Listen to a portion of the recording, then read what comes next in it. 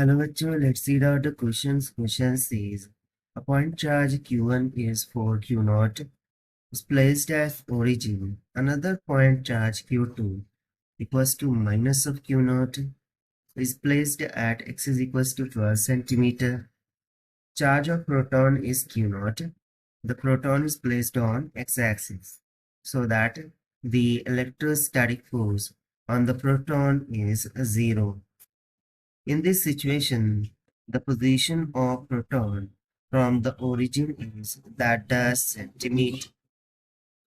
So अब आप diagram में देख सकते हैं कि जो कि बेसिकली 4Q0 इक्वल है उसे ओरिजिन पर प्लेस किया जाता है और एक दूसरा चार्ज है Q2 जो कि है -Q0 इक्वल, ठीक है, उसको x is equal to 12 centimetre पर प्लेस कर दिया जाता है।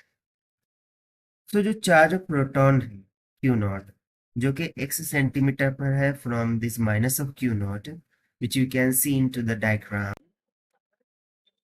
So proton is placed on the x-axis. कुछ इस तरीके से इसको प्लेस किया गया है ताकि electrostatic force on this proton Q0 क्या हो जाए, 0 हो जाए।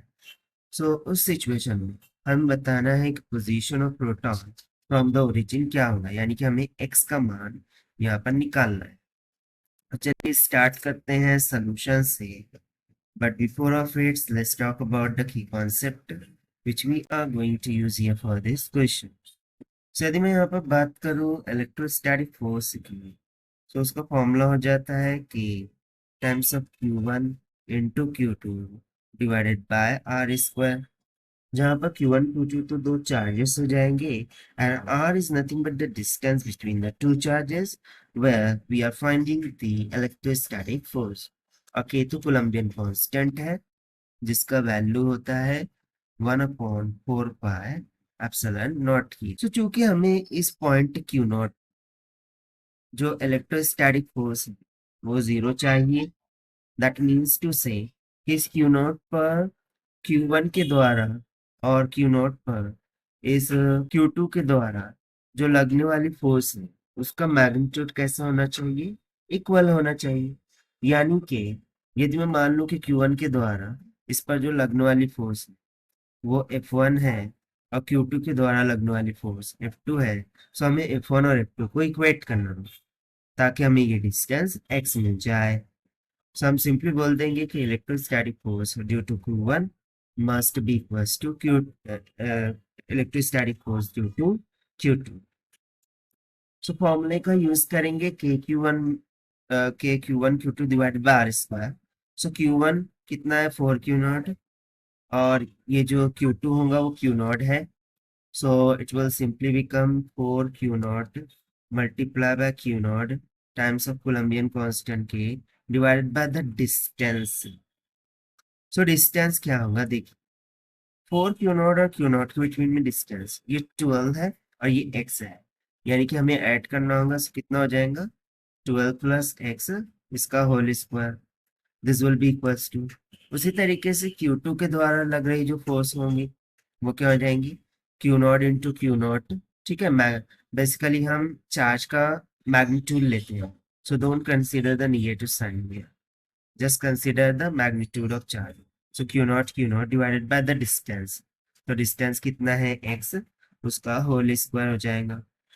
सो K से K कैंसिल आउट हो जाएगा, Q0 यहाँ पर कैंसिल आउट हो गया, जो भी बच रहा है दैट इज 4/12 प्लस x का whole square, it will be equals to 1/x square, taking roots on both side.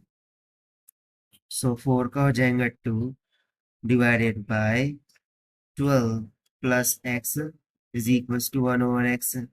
अब क्रॉस मल्टीप्लीकेशन करते हैं, सो हो जाएगा twice of x is equals to 12 plus में x उधर जाकर सब्ट्रैक्ट कर जाएगा, तो मुझे x का मान कितना मिल जाएगा 12 सेंटीमीटर की। But basically according to question the position of proton from origin बोला हुआ है, ठीक है। सो x का मान तो हमें निकालना था, वो हमने फाइंड कर लिया 12, लेकिन ओरिजिन यहाँ पर क्या है Q1, क्योंकि बोला गया था ना Q1 is origin, so origin से डिस्टेंस कितना होगा 12 प्लस x के इक्वल। सो हम सिंपली बोल देंगे कि distance from origin, this must be equals to x plus 12. So ये हो जाएगा 12 plus में 12 will becomes out equals to 24 centimeter. And therefore, this is going to be the required answer of this question. I hope you understand well. Best of luck. Thank you.